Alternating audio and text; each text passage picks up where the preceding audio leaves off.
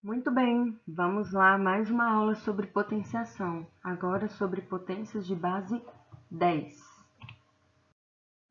Vocês se lembram do nosso exemplo lá dos estudos de geografia com relação às distâncias dos planetas ao Sol? Que nós tínhamos esse tipo de número, né? Vezes 10 elevado a 7, ou a oitava potência, ou ainda a nona potência?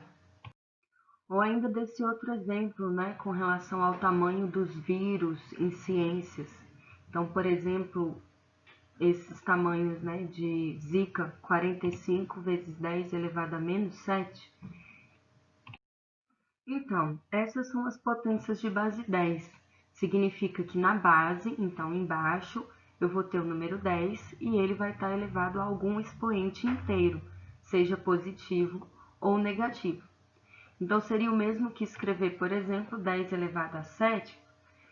Significa o quê? Que eu estou multiplicando meu 10 por ele mesmo quantas vezes? 7. E nesse caso, o nosso resultado, então, vai dar 10 milhões, ok? Percebam que nós estamos multiplicando o termo 7, o termo 10, 7 vezes, certo? E não por coincidência, o que aconteceu aqui é que a gente colocou 7 zeros atrás do 1. Basta que vocês contem, que vocês vão verificar isso aí. Então, se eu quiser escrever, por exemplo, 10 elevado à oitava potência, ao invés de eu ter que fazer essa multiplicação, eu já sei que o meu 8 do expoente está indicando a quantidade de zeros que eu preciso escrever. Então, tá aí o 1 e aí adicionado de 8 zeros, certo? Assim como 10 elevado à nona potência. Então, eu escrevo o 1 e acrescento atrás dele 9 zeros. Então, nesse caso, 10 elevado à nona potência equivale, na verdade, a 1 bilhão, ok? Bom, e quando o expoente é negativo? Que nem o nosso exemplo lá do tamanho dos vírus, né?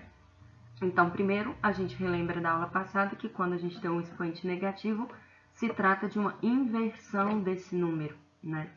Então, 10 elevado a menos 7 é a mesma coisa que eu escrever 1 sobre 10 elevado à sétima potência. E aí vocês devem se lembrar mais uma vez que uma fração é uma divisão. Então, se eu fizer essa divisão, eu vou obter esse valor, 0,0000001. Percebam que atrás da vírgula eu tenho 7 casas, incluindo o 1, tá? Então, nesse caso, eu coloquei o 0, e acrescentei 6 zeros antes do 1, porque eu tenho que ter um total de 7 casas após a vírgula. Então, se eu quiser escrever 10 elevado a menos 4, eu já sei que eu tenho que ter o quê? 4 casas atrás da vírgula.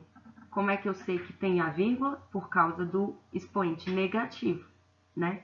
Então, eu vou acrescentar 3 zeros e escrever o 1 também. Que aí, nesse caso, eu vou ter, então, 4 casas depois da vírgula. Notação científica. Então, a notação científica ela tem algumas características.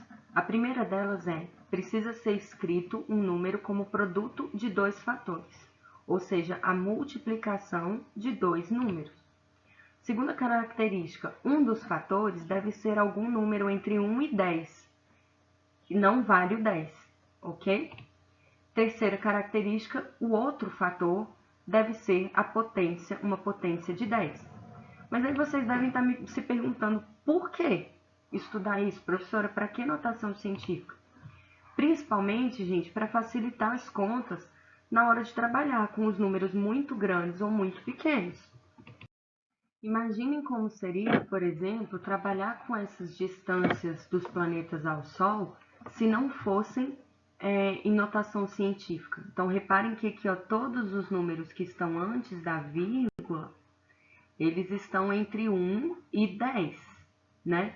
Então, se a gente não trabalhasse dessa maneira, eu ia ter valores muito grandes, né? Então, para fazer qualquer cálculo, eu ia ficar trabalhando com esse tantão de zeros. Assim como se a gente trabalhasse com números muito pequenos. Tudo bem, o tamanho do Zika aqui ele não está em notação científica, mas considerando aí a potência de 10 a menos 7, eu teria algo como isso, 0,0000045. Então, é um número muito pequeno para a gente estar trabalhando, tá?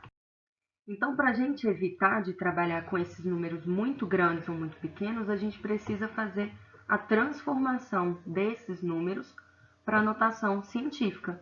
Mas aí vocês devem estar se perguntando como fazer isso, né? Então, vamos lá. Primeiro, a gente precisa relembrar aí as características de ser do produto notável, né? Então, é o produto, é a multiplicação de dois fatores, é a multiplicação de dois números. Um deles deve estar entre 1 e 10 e o outro deve ser uma potência de 10. Então, quando os números são maiores do que 1, por exemplo, a distância de Netuno ao Sol, então está aqui expressa, né? O que eu vou fazer? Eu vou olhar o primeiro número lá, o primeiro algarismo, e ele é o 4. E ele vai sempre estar entre 1 e 10, ok? Depois dele, eu vou contar quantos algarismos eu ainda tenho. Então, aqui no caso, eu tenho 9 algarismos. Portanto, eu vou colocar a minha vírgula atrás desse 4, né? Vou escrever esses outros algarismos, 4, 9 e 5, porque são algarismos que têm valor. E aí, eu vou multiplicar por 10 elevado a quanto? A nona potência. Por quê? Porque eu tenho 9 algarismos aqui ainda. Tá legal? No exemplo B, então, nós temos aqui 38 bilhões. Então, se eu quiser escrever como notação científica, o que eu vou fazer? Separar lá o meu primeiro algarismo, que é o 3, né? E vou contar quantos algarismos tem atrás dele. Quantos são? 1, 2, 3, 4, 5, 6, 7, 8, 9, 10. Portanto, para eu escrever em notação científica, seria a mesma coisa que 3,8 vezes 10 elevado à 10ª potência. Perceberam? Bom, mas e aí quando os números são muito pequenos, né? Números menores do que 1? Por exemplo, o tamanho do Zika vírus, que a gente acabou de ver. Então, 0,000045. Como é que a gente vai fazer?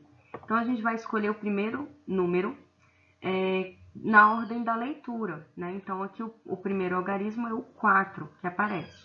Então, a gente vai contar quantos algarismos eu tenho desde a vírgula até esse 4, incluindo ele. Então, nesse caso, nós temos 6 algarismos. Então, o 4 a gente vai escrever separando por vírgula do 5, né? 4,5 vezes 10 elevado a quanto? A menos 6. Por que menos? Porque esses números estão atrás da vírgula. Por que 6? Porque eu tenho 6 algarismos aí, tá? Então, se nós tivéssemos esse exemplo aqui da letra D, o que a gente vai fazer? Procurar um número entre 1 e 10, sendo que não pode ser o 10, né? Então, de 1 a 9. Então, nesse caso, quem é esse número? O 1. Ok, agora a gente vai contar quantos algarismos eu tenho desde a vírgula até o 1. Nesse caso, nós temos 8 algarismos, tá? Incluindo o 1. Então, a gente vai separar esse 1 pela vírgula, né? 1,06 vezes 10 elevado a quanto? A menos 8. Tudo bem? Bom, com esse assunto a gente encerra o nosso estudo sobre potenciação. E aí agora vocês vão ao formulário, então, na plataforma, lembrando que vocês devem realizar os exercícios no caderno, né? Os exercícios do formulário no caderno, e lá no formulário colocar as respostas para que eu possa corrigir e também registrar a presença de vocês nessa aula. Esse conteúdo, ele está no livro de vocês, nas páginas 33, 35 e 36. Então, sugiro também que vocês leiam o livro e tentem fazer os exercícios propostos por lá. Essa é uma maneira de vocês aprimorarem um pouco mais os estudos e a aprendizagem de vocês.